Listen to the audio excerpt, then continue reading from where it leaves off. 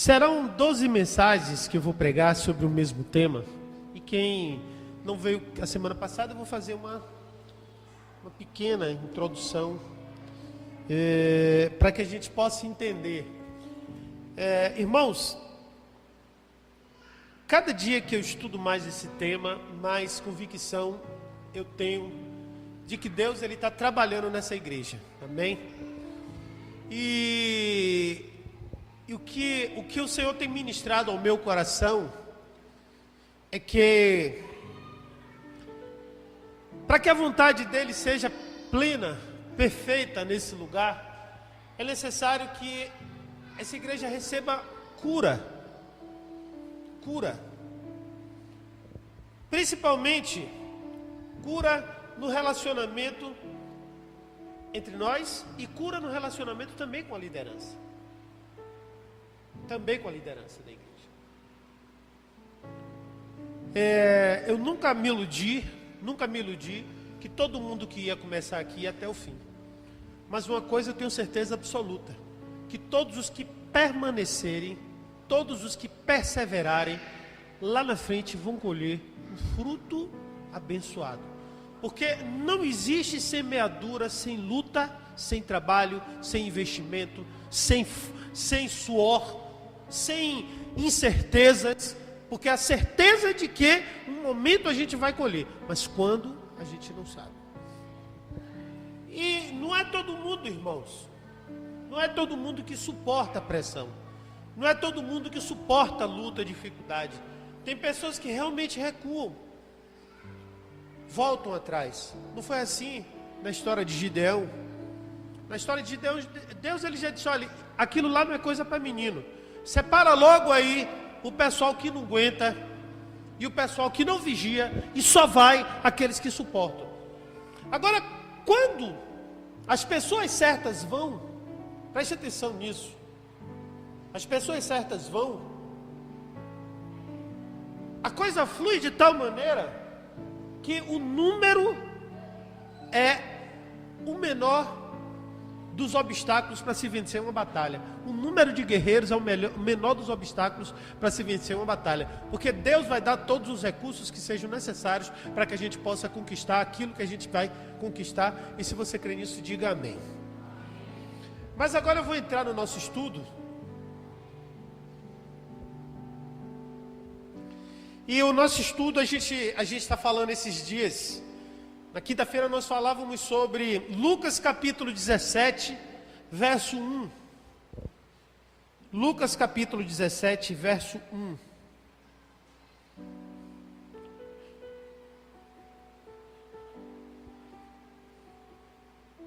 Lucas capítulo 17, verso 1. E depois nós vamos ler Mateus capítulo 24.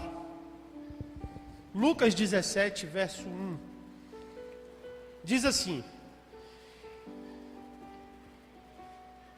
e disse aos discípulos: é impossível que não venham escândalos. Vocês forem achando, vou ficando de pé. E diz assim o texto: é impossível que não venham escândalos. Esse é o primeiro texto que a gente vai ler. Mais uma vez, hoje vai ser um dia que nós vamos ler bastante texto. É impossível que não venham escândalos. E nós lemos, nós aprendemos aqui que a palavra escândalos, ela na verdade deve ser substituída pela palavra ofensas. Vamos agora para Mateus 24. E vocês vão no mesmo raciocínio. Mateus 24. Essa daí já fala do princípio das dores, ou seja, os últimos dias. E aí a Bíblia diz o quê? No verso 10: nesse tempo muitos serão escandalizados, extrair-se-ão uns aos outros, e uns aos outros se odiarão, e surgirão muitos falsos profetas e enganarão a muitos. Mais uma vez, substituindo a palavra escandalizados pela palavra ofendidos, ofensas. Muitos serão os ofensores, os ofendidos. Amém? Então vamos sentar um pouquinho, vamos fazer uma oração. Pedir ao Espírito de Deus que ministra os nossos corações. Espírito de Deus, Tu és aquele que escreveu essa palavra, e toda a palavra ela está conectada, Antigo, Novo Testamento, todos os livros eles possuem a mesma referência, porque possuem a mesma origem. Portanto, ajuda-nos a entender essa palavra de hoje, no nome de Jesus. Amém. Então, só fazendo um breve resumo da semana passada. Na semana passada nós dizíamos que as ofensas eram coisas que era impossível que não acontecesse aos homens segundo a Bíblia. E nós mostramos na semana passada nós começamos com o versículo 5, aonde os discípulos de Jesus pediu para que aumentasse a sua fé. Por que aumentar a fé? Porque Cristo acabara de dizer que era necessário que se perdoasse 7 vezes ao dia, vezes 70, o mesmo ofensor. E aí os discípulos, estupefatos, disseram para Jesus: aumenta a nossa fé.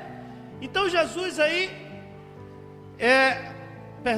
essa explicação ou essa ordem de Cristo se dá justamente porque Cristo começa a falar sobre ofensas, que é impossível que não se venha ofensa.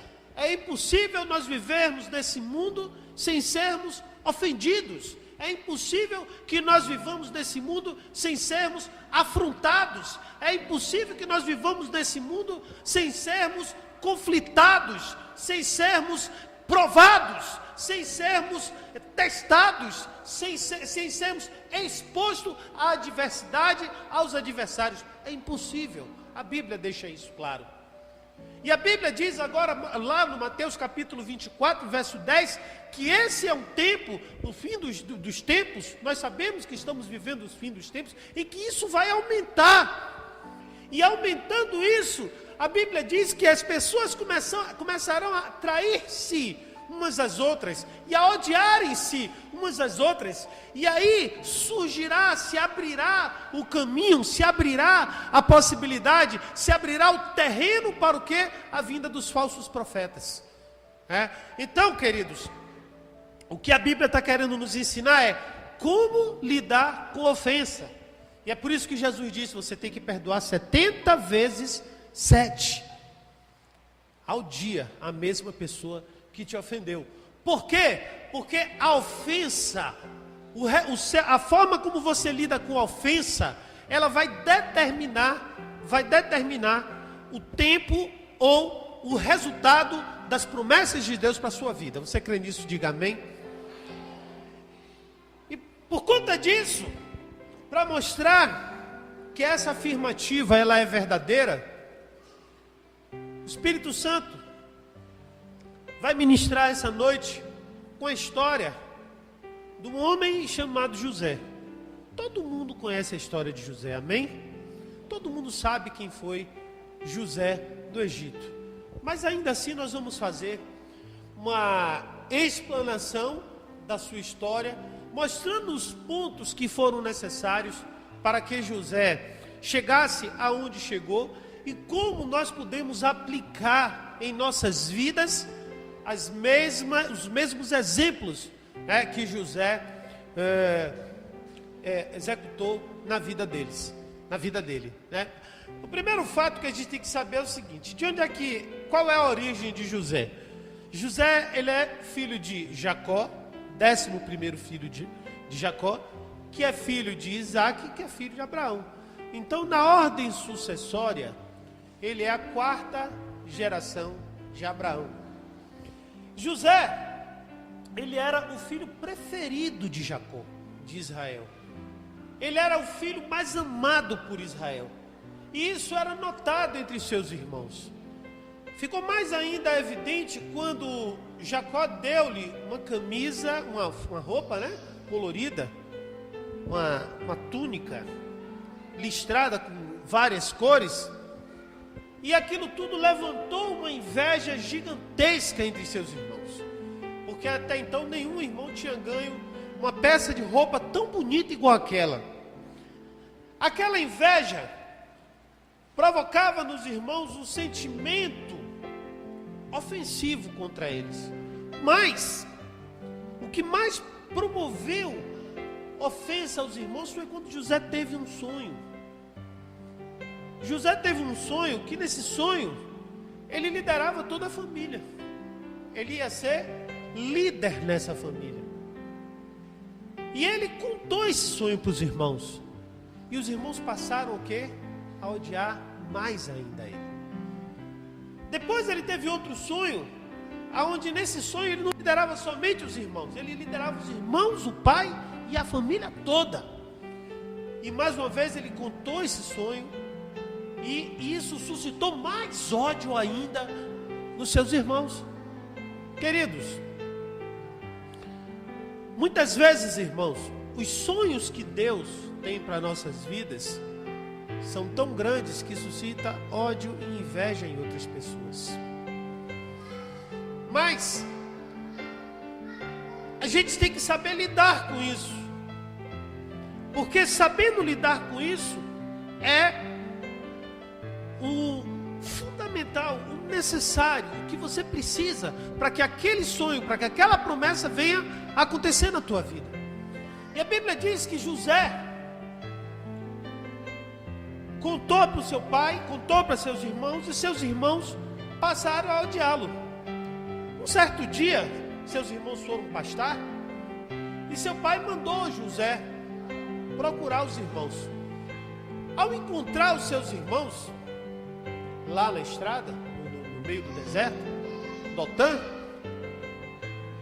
os seus irmãos viram a oportunidade de acabar com a vida de José. Olha só, nós vimos a evolução do processo de ofensa. O ofendido, ele, antes de mais, a primeira coisa que o ofendido faz, ele o quê? Ele trai. E depois ele odeia. O que é o ódio? Nós explicamos aqui o ódio a semana passada, e domingo nós falamos também. O ódio é aquele sentimento de indiferença. O ódio não é um sentimento de raiva, como as pessoas normalmente dizem, né?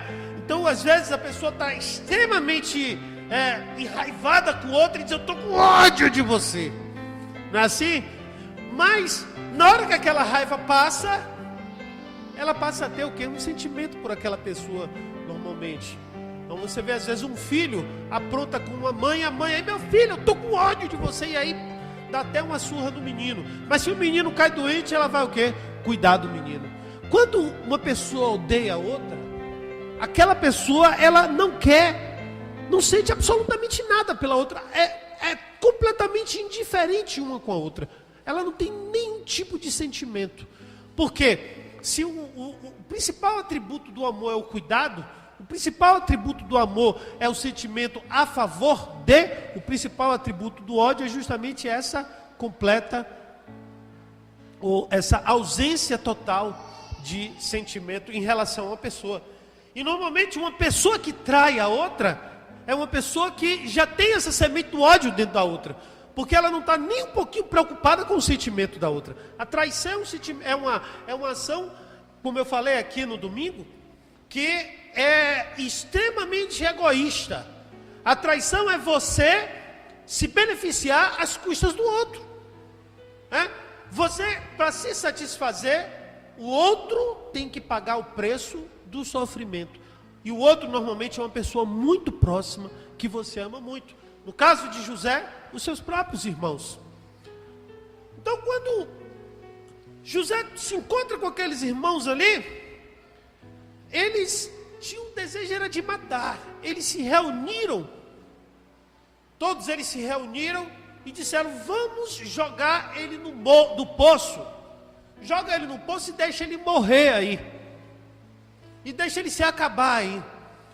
Queridos, olha só, agora começa o processo inverso. Até então,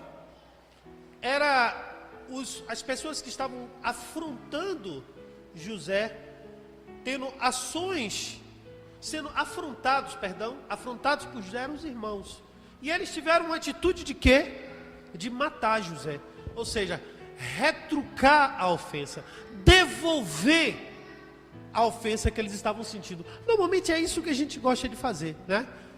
Aquela velha história de não levar desaforo para casa, Aquela velha história, se fizer comigo eu faço na mesma moeda. Ou na própria lei, olho por olho, dente por dente. E nessa situação, o preço que aqueles irmãos estavam submetendo José para pagar era um preço com a própria vida. E foi tão irônico a forma como um deles dizia, que eles falaram assim: é esse daí que diz que vai governar sobre nós, vamos lançar ele no poço para ver se lá no poço ele governa alguém. Ou seja, o tamanho do ódio que aqueles irmãos estavam sentindo por José era a ponto de jogar eles no poço. Irmão, e quantas vezes nós somos lançados no poço da amargura por palavras que os outros dizem, por ações que outras pessoas tomam contra a gente, por situações que às vezes de abandono ou de traição propriamente dita. Cadê a Milena? Por que não está com ele lá dentro? Luane, deixa com Milena e assista o culto, viu? Então, irmãos, foi extremamente desproporcional a atitude dos irmãos de José com relação a ele. O ódio era tão grande que lançaram José no poço, e eles queriam realmente que José morresse. Eles queriam realmente acabar com a vida de José, e tinham até combinado: vamos pegar a túnica dele, vamos matar um animal, pegar o sangue do animal, passar na túnica e vamos dizer para meu pai que ele foi despedaçado por feras. Então eles já tinham tudo combinado. Porém, queridos, quando Deus tem uma promessa, preste atenção, quando Deus tem um propósito, Ele provê para que as coisas caminhem na direção desse propósito da forma como você menos imagina. E o que foi que aconteceu? Vinha passando uma caravana de midianitas. Aí Judá teve uma ideia. Nós vamos fazer o seguinte: se deixar ele morrer aí, a gente chega lá falar para meu pai: morreu, está morto. Mas ali vem uma caravana de midianitas, a gente pode fazer melhor. A gente pode ganhar um dinheiro em cima dele. Vende ele como escravo. E olha aí, a segunda ofensa, e já está no nível da traição, já caminhando, que na verdade eles já estavam no nível do ódio, mas eles tiveram a oportunidade de trair. E o que é que fizeram? Venderam José por dinheiro, da mesma forma como Jesus foi vendido por Judas, por dinheiro. Irmãos, quantas pessoas já ofenderam, já brigaram, já criaram problemas por dinheiro com a gente? Dinheiro, a Bíblia diz que o dinheiro é o que? O amor ao dinheiro é a raiz de todos os. E quantas pessoas brigam por causa de dinheiro? Nós estamos vivendo no momento do nosso país um momento de caos, um momento de incertezas por causa de dinheiro. O dinheiro. E eles venderam aquele irmão. E vender como escravo é o mesmo que matar uma pessoa, porque um escravo ele não tem registro. O escravo não é um ser humano. O dono do escravo trata o escravo como uma mercadoria. Eu quero que você saiba que aquele que é escravo do pecado, Satanás trata como uma mercadoria. Deus não, Ele pagou por você. É por isso que Ele te comprou das mãos do diabo com o preço de sangue, o sangue de Jesus. Queridos, e a Bíblia fala que José foi vendido como escravo, e quando chega no Egito, José é comprado por um importante oficial do exército de Faraó, chamado Potifar. O que eu acho de mais interessante nesse texto é que nós já vimos aí duas afrontas terríveis contra a vida de José, e em nenhum momento você vê José reclamar. Sabe por quê, queridos? Porque reclamação, murmuração, é o ruído do inferno. Você sabe o que significa a murmuração, a reclamação na vida, na boca do crente? Significa a falta de confiança em Deus. é você querer substituir a vontade de Deus pela sua vontade. Quando você murmura, quando você reclama, é a mesma coisa que você está chamando Deus de incompetente. Você sabe por quê? Porque Deus conhece todas as coisas. A Bíblia diz que Ele fez o fim antes do início. Então Ele já sabia o fim da história de José, como Ele também sabe o fim de sua história. Ele sabe a data do cumprimento da sua promessa. Ele sabe o momento onde você vai pôr as mãos naquilo que Ele prometeu para você. E olha, que José foi então vendido para Potifar. E em nenhum momento José reclamou. Em nenhum momento José murmurou. Muito pelo contrário, se você lê a Bíblia, José sempre fiel e grato ao Senhor. E olha, queridos, que no tempo de José não tinha igreja. No tempo de José não tinha Bíblia. No tempo de José não tinha círculo de oração, não tinha culto de oração, não tinha nada disso. E ele era fiel a Deus. Hoje em dia a gente tem tudo isso, irmãos, e pelo amor de Deus, às vezes eu vejo de cada crente que só a graça. Mas José ali firme e forte na presença do Senhor. Preso, ou melhor, vendido como escravo, chega na casa de Faraó, de Potifar. E lá na casa de Potifar, querido, a Bíblia diz que ele prosperava em tudo. Sabe por quê? Porque ele era fiel. A fidelidade, irmãos, e a obediência ao Senhor leva a prosperidade. Você quer ser próspero? Você quer prosperar em tudo que você fizer? Seja obediente. A palavra de Deus diz isso lá no Salmo 1. Quer ver? Vamos abrir o Salmo 1 para a gente ler. Agora, Salmo 1 diz assim. Salmo 1 diz assim, ó: bem-aventurado o homem que não anda segundo o conselho dos ímpios, nem se detém no caminho dos pecadores, nem se assenta na roda dos escarnecedores. Antes tem o seu prazer na lei do Senhor, e na sua lei medita de dia e noite. Pois será como árvore plantada junto aos ribeiros das águas, o qual dá o fruto no seu tempo, as suas folhas não cairão, e tudo quanto fizer prosperará. A fidelidade ao Senhor leva à prosperidade, irmãos. A obediência à palavra leva à prosperidade. E a gente fica até no paradoxo, como é que ele era escravo e próspero ao mesmo tempo? Sabe por quê, queridos? Porque a gente precisa passar por situações. E José estava ali, vivendo, prosperando Potifar, prosperando o trabalho que ele estava desenvolvendo, a ponto de Potifar colocar todos os bens. Olha, não era parte dos bens, não era só uma parte daquilo que ele tinha dado, não era só a casa. Potifar entregou tudo o que ele tinha para que José administrasse. Tudo, absolutamente tudo. E aí, queridos, enquanto José estava administrando os bens de Potifar, o diabo estava trabalhando. O adversário, lembra o seguinte, que a palavra Satanás significa adversário.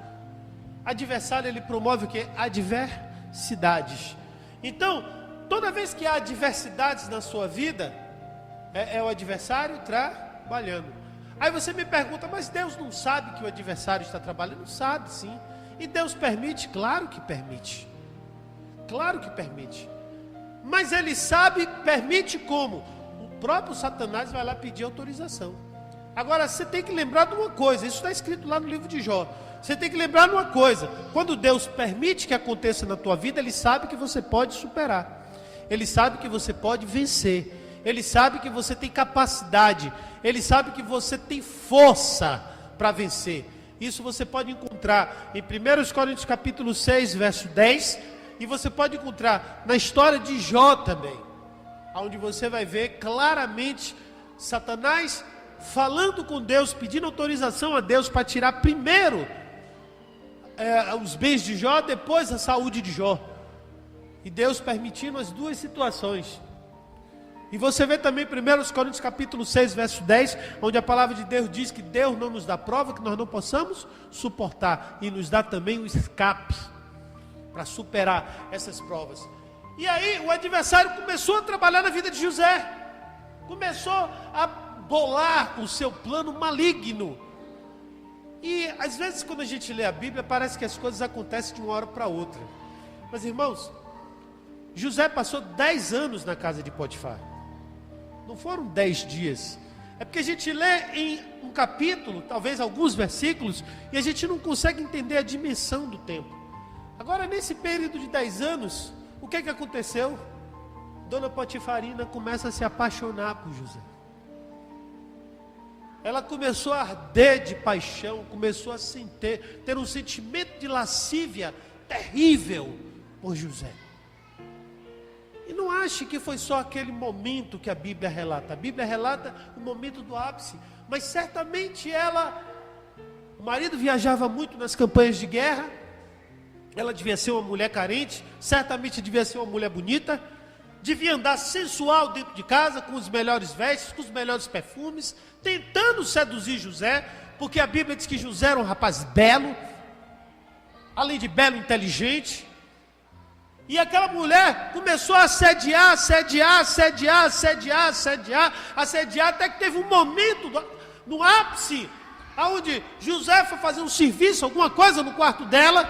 Ela preparou-se e aí atacou. No que atacou, olha irmãos, no que atacou, José fugiu da lascívia, da aparência do mal, e sua túnica se rasgou, e ele saiu correndo nu, e aquela mulher começou a acusá-lo de imoralidade, de adultério, de prática sexual, de estupro. Imagine só, daquilo que ele estava fugindo, ele foi acusado. Já aconteceu com você, irmãos? Daquilo que você mais evita, você ser justamente acusado? A Bíblia diz que Jó orando a Deus, olha só, Jó orando a Deus, Jó dizia assim, ó, Senhor, aquilo que mais me afligia foi o que me ocorreu. Normalmente, queridos, aquilo que a gente mais procura se proteger é aquilo que está mais propenso a acontecer conosco. Satanás, ele sabe disso. E o que acontece? Daquilo que ele foi acusado, ele foi preso. Eu fico imaginando, 10 anos depois, José chegando naquele calabouço. E queridos, calabouço é uma coisa que é muito pior do que prisão. Alguém aqui já foi na Lemos de Brito? Alguém que já teve essa oportunidade de conhecer a prisão daqui, não? Ninguém nunca teve? Eu já estive lá uma vez. Eu fui pregar, só fui uma vez. Eu fui lá participar de um culto. E é um negócio assim terrível, assustador. Todos aqueles homens juntos, naquelas celas lotadas, divididas. As camas, os espaços são divididos por lençóis. E você olha para um lado, pessoas com uma aparência maltratada, de sofrimento, outros com aparência de endemoniados.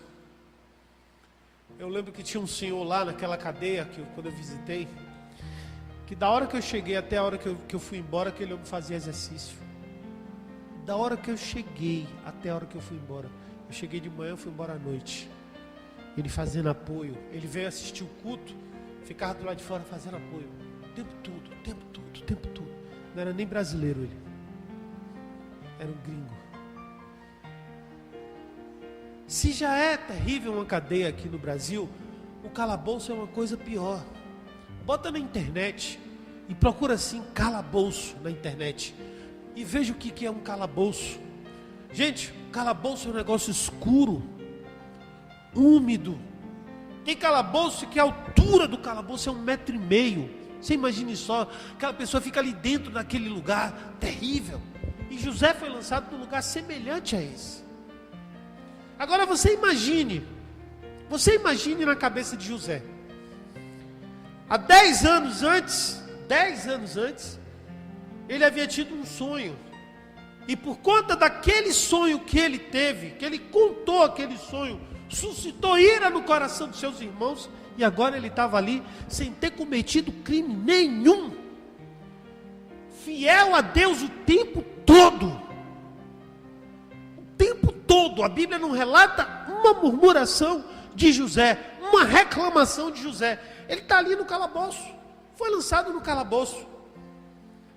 É por isso, queridos, que eu vou voltar aqui ao tema murmuração. É por isso que a gente tem que remover a murmuração de nossa vida.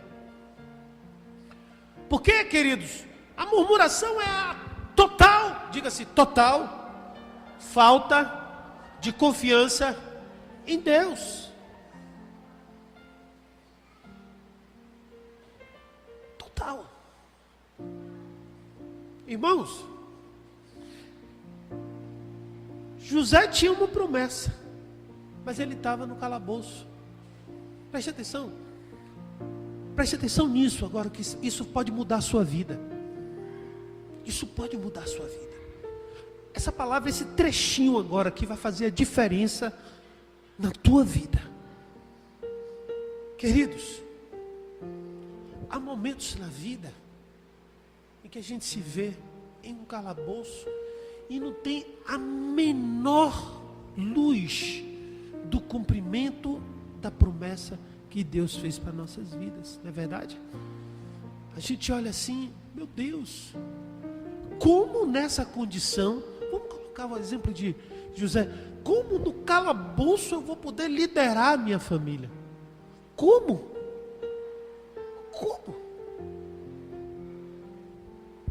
Como? Naquela situação.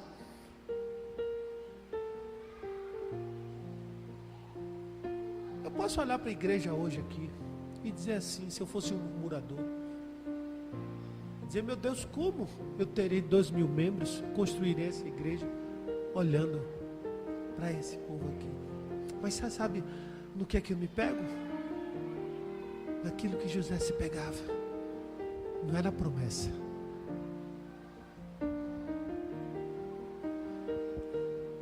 Olha, imagine Abraão.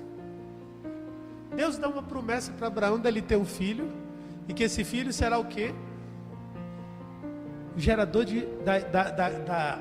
da promessa de uma grande multidão, né? Mais numerosa que as estrelas do céu, que as areias do mar. De repente, Deus pede para que ele mate a promessa. E Abraão caminhou 3 dias, irmãos, para fazer isso. Olha, foram 3 dias. Abraão caminhando. Será que ele podia agora estar confiando na promessa? Queridos, quando a gente está no calabouço, só tem uma coisa que a gente pode se pegar. É na fidelidade de Deus. É na fidelidade dele. Porque Ele é fiel. Diga assim, Deus é fiel. Ele é fiel. A única coisa que a gente pode se apegar é na fidelidade de Deus. Quando você não está vendo nenhum tipo de possibilidade daquilo que você recebeu de visão, recebeu no seu coração, de promessa de Deus se cumprir, não esquece a promessa, deixa que essa promessa quem fez foi Deus. E Ele é o quê? Fiel. E se Ele é fiel, Ele vai cumprir. Se Ele é fiel, Ele vai cumprir. Se Ele é fiel, Ele vai. Quando as coisas estiverem difíceis para você, não pergunte a Deus pela promessa, simplesmente diga, Tu és fiel, Senhor. Porque quando você pergunta pela promessa, você murmura, mas quando você diz Tu és fiel, você adora. Se lembra que nós aprendemos sobre adoração? Falar sobre quem é Deus. Deus é fiel. Deus é fiel. Quando as coisas estão completamente desconectadas daquilo que você sonhou, que você espera, daquilo que você viu, simplesmente diga, Tu és fiel, Senhor. Confie na fidelidade de Deus. Você já pensou? Se Deus não soubesse o que estava fazendo, porque o murmurador está dizendo que Deus não sabe o que está fazendo. Aí Deus simplesmente separa José para reinar. Não foi isso que ele escolheu? José, você vai reinar sobre os seus familiares. Era muito maior do que o que José viu. Sabe por quê? Porque a promessa que Deus tem é maior do que aquilo que você já enxergou. José só viu ele o quê? Liderando os irmãos. Mas José estava liderando o mundo todo. Naquela época ele era o maior governador daquela época. Era o homem mais poderoso da terra naquela época. Só estava acima dele Faraó. Mas ele só tinha visto o quê? Ele liderando os irmãos. Agora me diga uma coisa. Se José, na hora que vai para o calabouço, ele fica: Deus, como é que eu vou liderar minha família aqui do calabouço? Ele estaria o quê? Murmurando. Ele está dizendo assim: Deus, o senhor não sabe o que está fazendo. E você já pensou se Deus fosse assim, irmãos? Está lá a Trindade, venderam José, e agora o que é que a gente faz? O que é que a gente faz? A gente tinha preparado ele para liderar o povo, e venderam ele. Você imagine só se Deus não soubesse o que estava fazendo. Irmão, diga se Deus sabe o que está fazendo. Patrícia, Deus sabe o que está fazendo. Amém? Deus sabe o que está fazendo. Deus sabe o que está fazendo. Irmão, se Deus está fazendo, seja lá o que for na tua vida aqui nessa igreja, Deus sabe o que está fazendo. Deus sabe o que está. A gente tem que ter confiança em Deus. Ele é fiel. Seja lá o que Ele está fazendo na tua vida, Ele sabe o que Ele está fazendo. Não é para murmurar. Você já pensou, queridos? Se Jesus, entrega o Jesus, olha, já Deus aí, e agora como é que tu vai salvar a humanidade? Já pensou, irmãos, se a adversidade fosse um obstáculo para o cumprimento da promessa de Deus? Daquilo que Deus queria? Ou quer? Pensa aí. Não, irmãos. Não. Deus não tem plano B. Deus só tem um plano. Deus não tem plano. Deus não improvisa. Deus não cria uma nova etapa, não cria algo novo. Não, já está tudo estabelecido, bonitinho. O que você precisa é confiar. Fidelidade de Deus. Aí o irmão perde o emprego, ele tem promessa. Ele perde o emprego, aí ele está lá preocupado: Jesus, e agora, Jesus? O irmão lá perdeu o emprego, o que é que a gente faz? Não, Deus já sabe, irmãos. Deus já sabe. Você tem que confiar. E foi assim que José fez. José foi para a prisão, foi para o calabouço, e a Bíblia diz que lá ele permaneceu fiel ao Senhor, confiante. Diga assim: eu preciso ser fiel e confiante no Senhor. Não importa o que esteja acontecendo na tua vida, se tem uma promessa, essa promessa vai se cumprir. Já pensou se com todas essas ofensas José tenta retrucar? Ele só fazia ser ofendido. Tudo que ele fazia era o quê? Adorar ao Senhor. Queridos, passados mais 3 anos na prisão, você imagina, 3 anos no calabouço, 3 anos, Deus manda a prova final para ele. Porque vai ter um momento que sua prova vai acabar. Vai ter um momento que Deus vai concluir esse processo em tua vida. E quanto mais duro for esse processo, significa que maior é o que Deus tem para você. Deus envia 2 homens para José. 2 homens para ser ministrados por José. Pode ter em tempos de hoje, seria o quê? Para ser ministrado por ele. José me dá uma palavra. José me orienta. Eu soube que você tem intimidade com Deus, José. Eu soube que você consegue entender coisas que os homens não conseguem, José.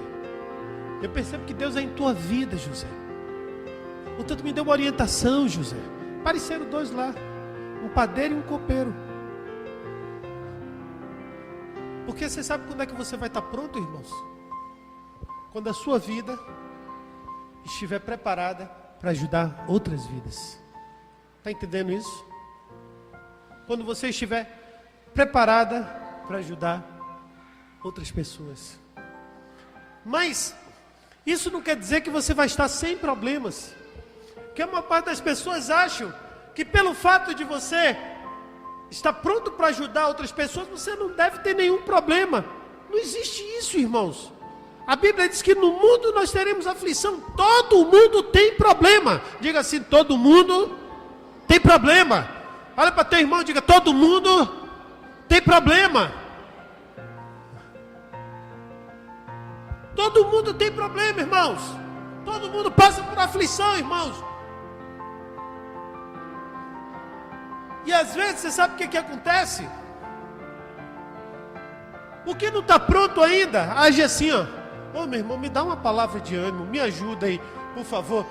Aí ele chega assim para o irmão e diz assim, ó irmão, eu já tenho um problema demais.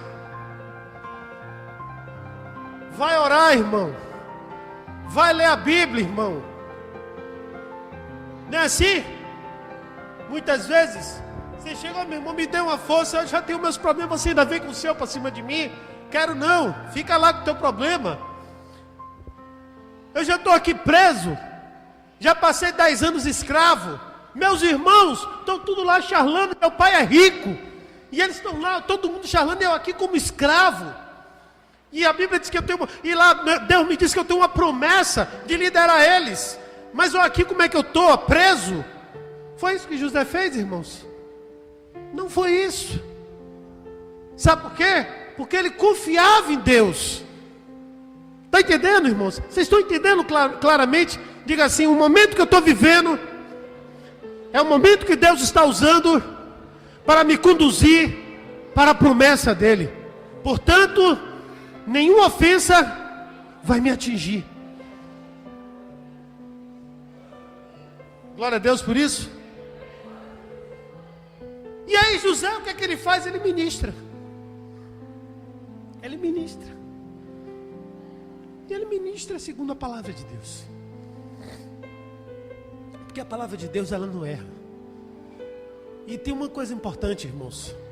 Seja honesto quando você for ministrar. Eu tenho um casal, já estou terminando. Tem um casal que veio me procurar para ministrar, para que eu ministrasse eles uma vez. Eles estavam vivendo na prática pecaminosa, sem casar, vivendo juntos, tendo relações sexuais.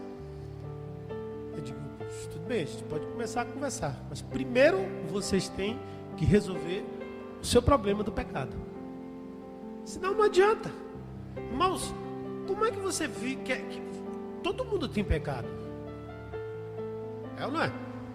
Mas não é um pecado que você peque digamos assim, com consciência. Você tem uma natureza pecaminosa. Uma natureza pecaminosa significa que você pode vir a pecar. Então todo mundo pode pecar. Não é nem todo mundo tem pecado, todo mundo pode pecar. Mas uma coisa é você saber que determinado ato é pecado, notório, claro, e você permanecer nesse pecado. Para que você tenha acesso à promessa do Senhor, você tem que sair debaixo desse tipo de situação. E foi exatamente isso que José fez. E nós temos que ser sinceros, irmãos. Quando falamos sobre o erro do irmão, para o irmão, não para os outros.